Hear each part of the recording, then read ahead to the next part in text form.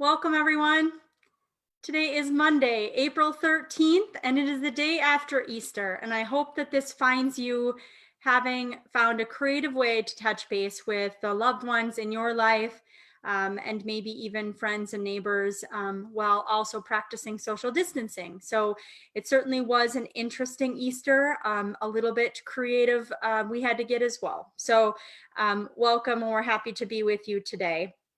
I am going to give a few updates as I usually do.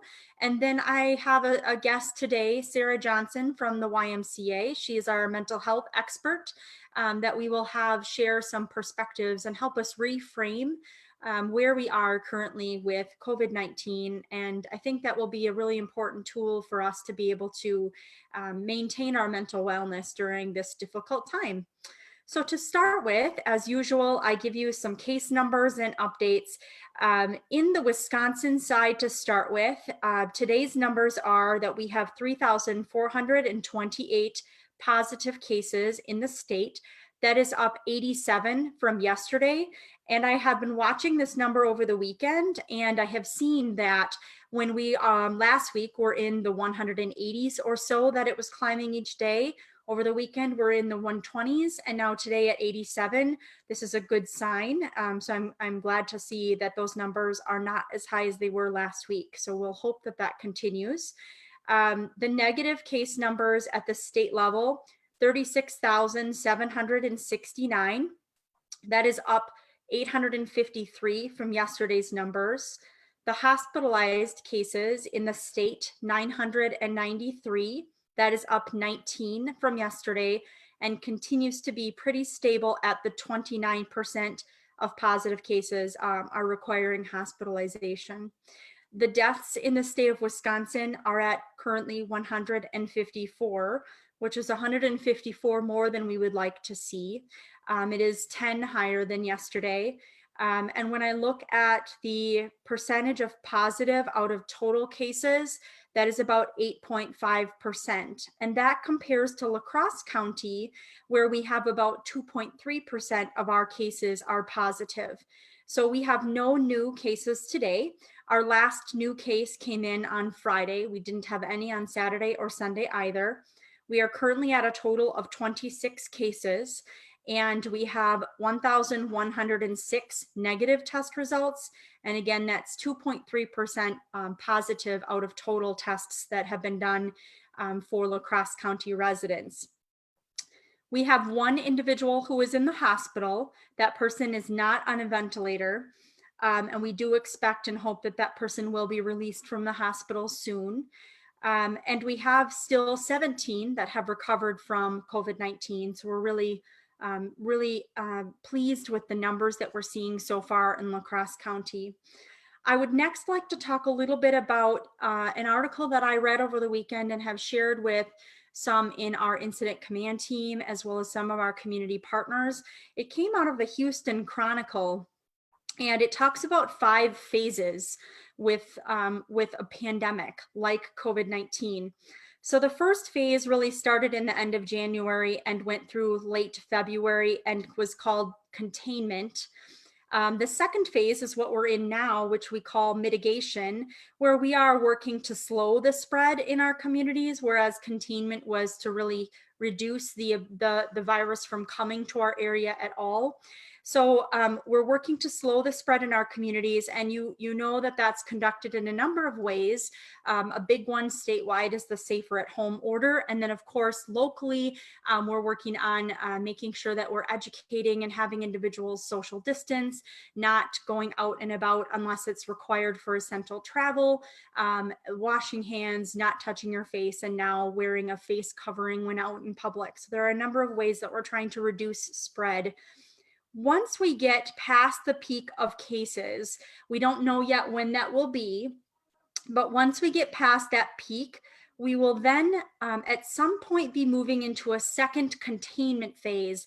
And I want to talk a little bit about this because I think it's really important for all of us to understand how this virus spreads and how our process will work going forward.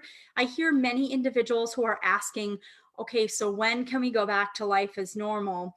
we need to remember that life as normal is going to be a ways off.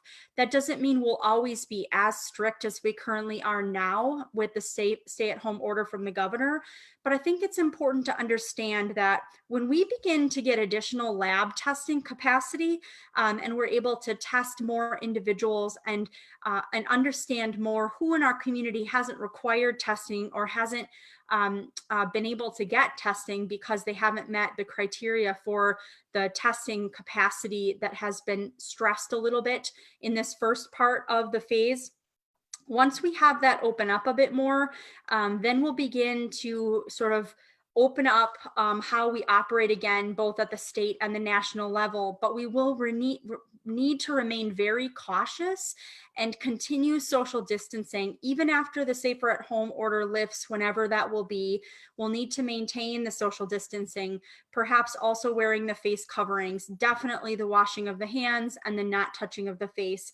So I just want everyone to understand that this life as what it was before COVID-19 is still a ways off. That doesn't mean that it will always be as strict as it is now, but that we have to be really incremental in terms of how we move through these phases. And then once we get through that second containment phase, the goal there is to prevent another surge or another spike in cases. So if we continue to see case numbers level off and go down, perhaps we have then gotten over the peak, and then we just want to prevent having another peak.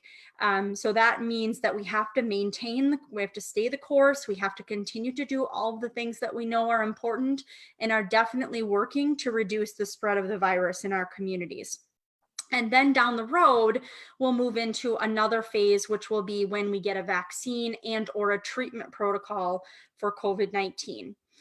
So having explained those phases then, I do just want to remind everyone that the timing of the decisions that will be made in the next month or so will be really critical. So when we decide as a country or as a state that we're ready to begin opening business back up, if we do those decisions too soon, we could really have additional spread, and we have to be really careful with that timing. I do want to let folks know that Minnesota has announced that they have extended their safer at home order from May 4th to now May 13th. We have not yet heard from our governor or the Department of Health Services as to where they are at with regards to that decision about our current safer at home order. So I've actually spoken with businesses and talked about, they're wondering, can we begin to prepare for when that safer at home order lifts? And I have said we do need to be cautious about that. And if you are preparing, I think that's a good idea. I think being ready to continue the social distancing, having tables 6 feet away from each other, for example, so that we can try to continue to decrease spread of the virus as we move into that next phase will be important. So there is some information coming out, some emerging evidence about plasma that could be used as a therapy. And I will be talking a little bit more about that on Wednesday's media briefing. So I just want you to know we're looking at that information, and I'll share some more about that soon. I also want to say we've received a number of questions about our hospitals. Many people think that our hospitals are full of COVID-19 patients. That is not the case. And really, I want to reassure our community that our hospitals are ready. They are taking every precaution so that if you have to be hospitalized for COVID-19 or something else, that you can feel safe in the hospital. I just want to make sure that individuals in our community understand that hospitals are doing a really good job of assuring that they are, as they always do. We have some of the best healthcare facilities in our county amongst the state, and I think we continue to see wonderful things from our hospital partners. I did want to share a couple of really helpful pieces that might be interesting. So for the 26 cases that we have so far, we've talked about how our nurses do disease investigation. We have actually spoken with and connected with 157 at a minimum contacts of those that have been confirmed positive with COVID-19. And what I think that says to you all is that we are doing a lot of work behind the scenes to assure that, that we are asking lots of questions and being very thorough to avoid missing any person that might have been potentially exposed. And that is why we haven't had to do a notification like we did with the funeral. So I just want you to understand there's a lot of work going on behind the scenes. And while you don't understand all of that work that's happening, I can tell you that it's very trustworthy work. And there are some really dedicated professionals that are supporting that and talking with lots of individuals in our community to help decrease spread and the risk to those that are going out in the community to do their essential travel. A positive story that I'd like to share is that our county has been very proactive from the very get-go of this virus. And we have actually we spoke very early on with our long-term care facilities as an example, and early on they took all of the precautions that we recommended and that they knew were going to be helpful to their residents, and they are really locked down. So they have strict protocols even for their workers who cannot come into the facility without an active monitoring process where they take their temp, they get asked about their symptoms, and we had a situation recently where an individual had traveled and had come back to the area and wanted to go visit a loved one at a long-term care facility. And because of those lockdown processes, the individual was not able to get into the facility because we are not allowing visitors, as we all know. And later that person tested positive for COVID-19. So that is exactly why we're taking all of these precautions. And I think often it's really hard for us to see that prevention is working. So I wanted to share that story with you to help you understand that prevention does really work. And the partnerships that are happening to assure that this virus is not winning are working. And I think that's really wonderful to be able to share with you. I also want to say that we have had such excellent business partnerships. We developed a checklist, and businesses have been speaking with us about that checklist. And in fact, I want to give a shout out to there was a local business that really took great precautions, and a number of them actually that have done a lot of great work. They've done things like, placing taping so that you can't be within 6 feet of each other if you have to wait outside, making sure there's only so many people in the store based upon square footage. So just really good stuff that's happening with our local businesses to protect both their workers and us as customers that are entering their businesses. So I've taken enough time here giving my updates. I'm now going to pass it over to Sarah Johnson, our local expert on mental health and just one of my favorite people in the community. Sarah. Hello, Jen. Thank you so much for your study head. It is so helpful to get information. I really appreciate that you're sharing kind of what it means to be behind the scenes at the health department, because without information like you're providing, it's really easy to kind of notice just getting anxious and getting panicky and not really sure what to do. So thank you so much for sharing information and your sense of calm. I appreciate that so much. So I'm thankful to be here, really grateful to be here. My position is mental health director at the Crosse Area Family YMCA, and my background, well, my early career was in prevention and health promotion, and more recently I've worked as a therapist. So I'm here to really kind of bring information from all of those worlds to you and think really about the fact that mental health is how we think, how we feel, and how we act. We all have mental health, and right now, all of our mental health is being impacted. And to think about that, the way we are going about our daily routines, that what is normal now is not anything we could have expected. And so when I think about, I'm glad that you brought the word normal up, Jen, because this is normal now. It's different than what our normal was, but it is now normal for us to be changing our patterns and our routines and changing how we think about things and changing our behaviors. That is what is normal right now. And there will be a point where this isn't the normal anymore. The more we're able to kind of wrap our heads around reality as it is, the better our mental health will be. And I want to also add that most of us will come through this very difficult situation actually stronger on the other side. We know that humans are very, very resilient and can live through a lot of really difficult experiences. And so most of us are going to be coming out actually stronger and with new sense of meaning and a new sense of perspective on how we look at the world. And for those of us in our community who come through this with some trauma symptoms, some kind of lasting difficulties, the really good news is there's lots of things we can do to provide good treatment for folks. So even if you get through this and come out on the other side really with some struggles still in your life, we can help. There's a lot of resources in our community that can help people feel better. I wanted to throw just a couple of thoughts at you just to kind of help wrap your brain around reality as it is. And that first is your health and the health of the people you love is the number one thing right now.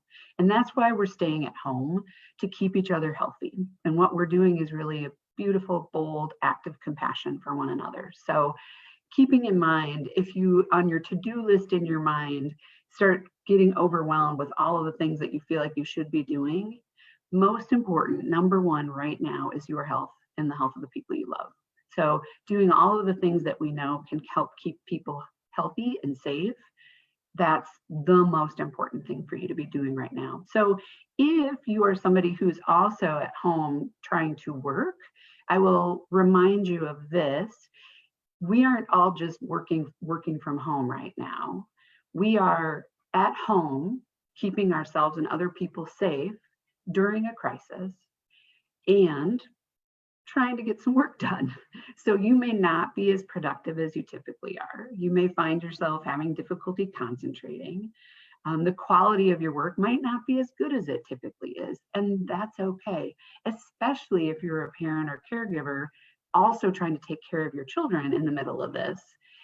Things are going to look really different. And a reminder that when all is said and done, the quality of your work is not going to be judged in the same way it would be under the best circumstances. So it's going to be okay. It's going to be all right. I also wanted to remind you that we all cope differently. And so comparing your coping to somebody else's is probably not very fair. You might be pretty good at coping. And so judging somebody else who's not as good at coping or who's struggling right now, that's not fair to them. Reversely, if you are finding that you're having some trouble and other people around you seem like they're just fine, it's not okay to judge yourself against that either, because everybody copes differently. There are things we can do to actively manage how we're feeling. So if you are somebody who's feeling like, I'm feeling really anxious, I'm feeling really fearful or overwhelmed, and there's nothing I can do about it, that's simply not true. There's lots of things we can do. And I'm hoping to be able to share more information with you as we move along here to give you more things that you can do and lean into. For the time being, it's okay if you feel like a mess sometimes. That's okay. I often said after my mom died, I knew I would be a mess for a while because my mom was my person. I really loved her, but I didn't want to be a messy mess.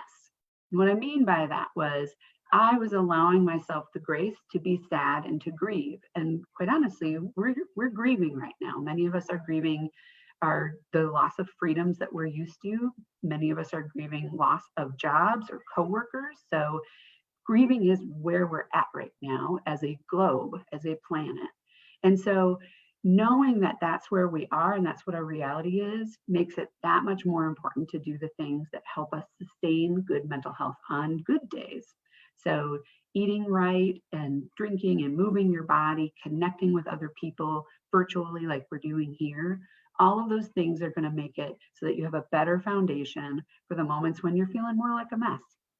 And what I mean by not being a messy mess is trying to avoid the things that don't really work. So we as humans try to often numb ourselves out when we're not feeling great. We do that by sitting on our phone and scrolling endlessly. We do that through drinking or drug use. We do that through all kinds of ways. And so I'm going to encourage you now to really take a look at how are you treating yourself each day? And are there things that you can, put aside knowing that they have the potential for making things harder and worse. If you are struggling and you want to talk to someone, I encourage you to call 211. Just dial 211 and you'll get a trained professional there to help you 24 hours a day. If you prefer to text, you can text HOPE to 741-741. Please keep a steady head and an open heart. Be safe, be well. Thanks, Jen, for letting me share some information today. Thank you, Sarah. Always wonderful. I'm definitely going to try to drink some more water. I don't think I've been drinking enough water. Okay. Good plan. Great. So I think we're at the point where we can take some questions.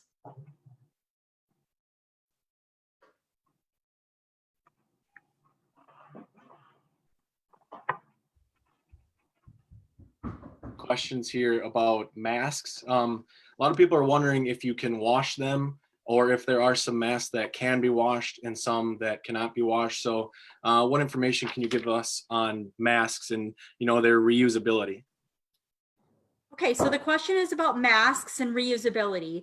So it certainly depends upon the type of mask. I'm going to assume that the question refers specifically to the face coverings that most of us are using if we go out and about, and not the surgical masks and the other healthcare related masks like N95s, which are respirators. So if these are face coverings and they're made of typically a material, hopefully cotton, we should be washing those regularly. And by regularly, I mean if you go out and you are using the mask and you come back home, you should be washing it in just like you launder your other laundry. You should wash it the same way in hot water and soap. And that should be done between times when you need to go out and do your essential travel.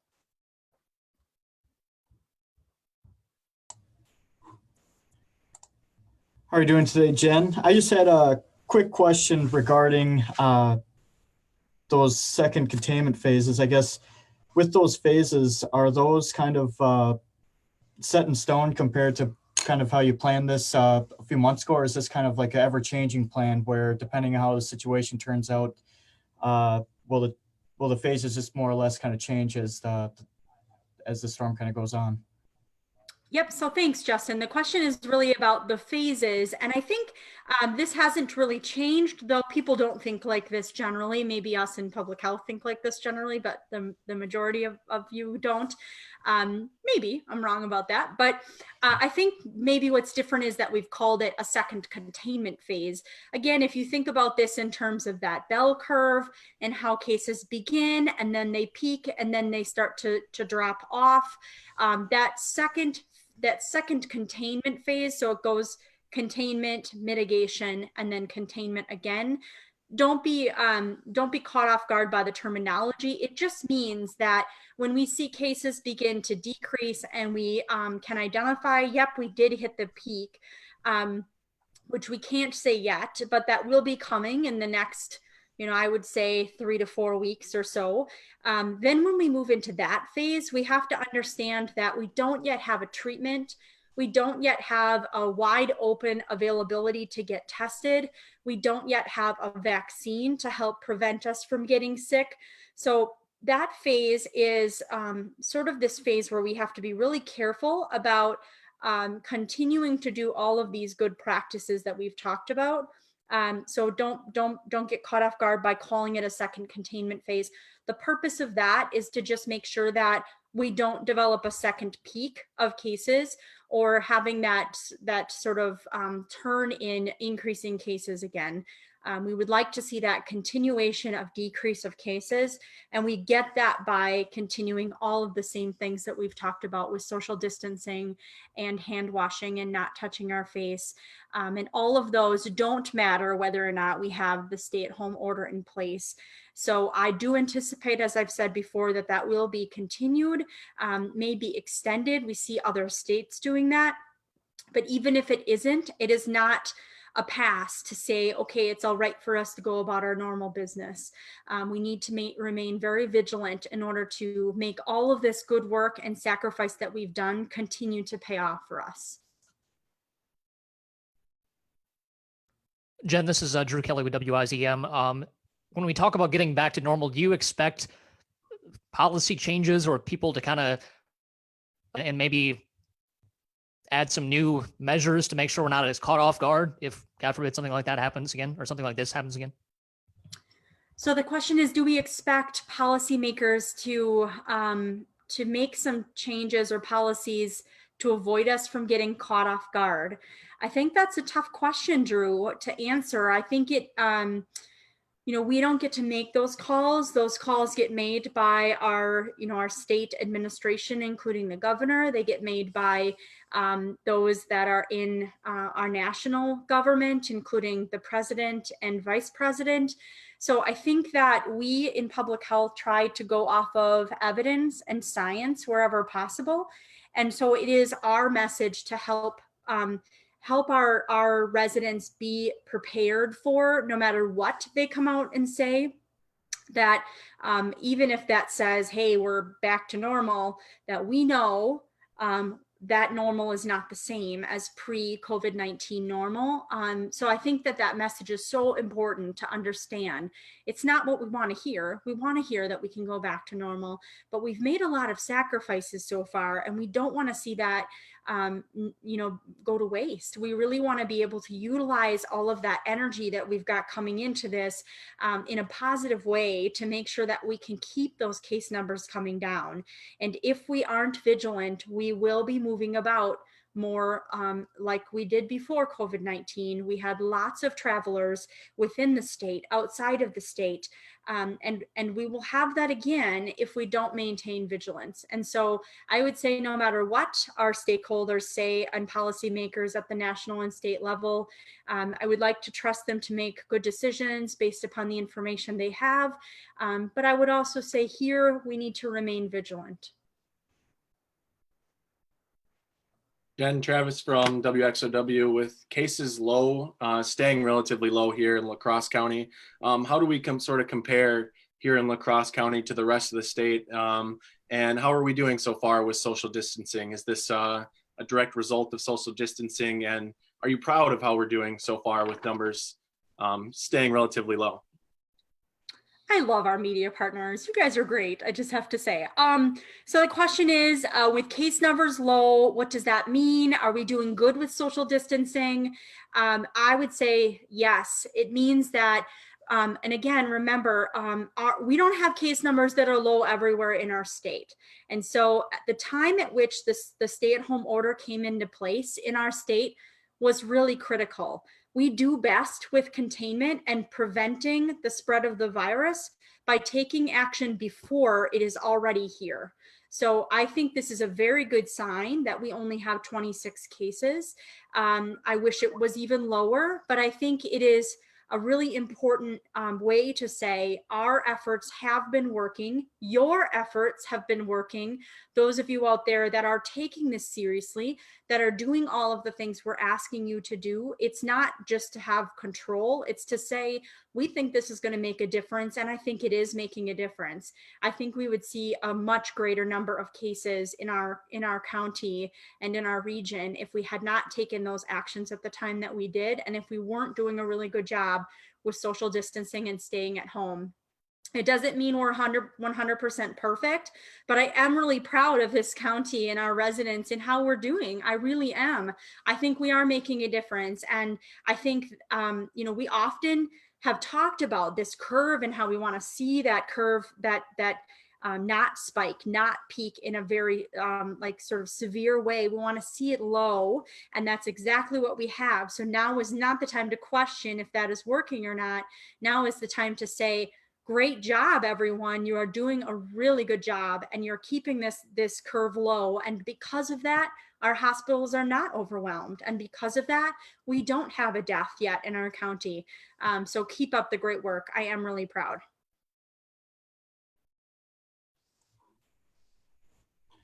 This is Justin with WKBT again. I do have a question for Sarah. I know we had just talked about, mental health and a lot of the resources that you were able to share with us, but I guess if we end up extending our stay-at-home order like Minnesota has just done and some of these other states, I guess, do do you foresee maybe a higher rates of mental health issues at home? And I know you kind of brought it up before when you've come on to talk about it, but what are some simple things that people can maybe do to just help themselves, or even be able to help their neighbors or their family members and whatnot that are going through this issue? That's a great question, Justin. And yes, absolutely. We had talked a little bit last week about how social distancing is kind of a misnomer, because what we're doing is physically distancing, and all the more important these days is our social connections with others. So I think the more we can focus on our health, and that when I say health, I mean our physical health, so the things that we're doing to keep physically healthy, and our mental health. And so those are the daily practices that we do to try to keep ourselves healthy, taking care of our bodies, connecting with other people, really thinking about what you want your life to be. And what I mean by that is not, oh, I want my life to be normal again, but how do I want to look back on this time and evaluate how I managed this? How did I contribute to a sense of calm in our community? How did I contribute to a sense of connection with other people? And we don't have to come out of this having learned new skills or being just this remarkable new person. I'm saying simple things like even putting a Post-it note on your neighbor's mailbox that says, I hope you have a good day, or text me if you need something. That is contributing to the calm and the good in this world. So what are the small ways that we can contribute? And if that is simply keeping yourself and your family healthy, that is enough. That is exactly the right thing.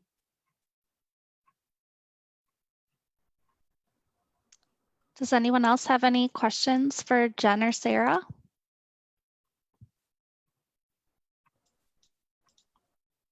Okay. Thanks, everybody. We appreciate you being with us today, and we will see you again on Wednesday. Have a good couple of days.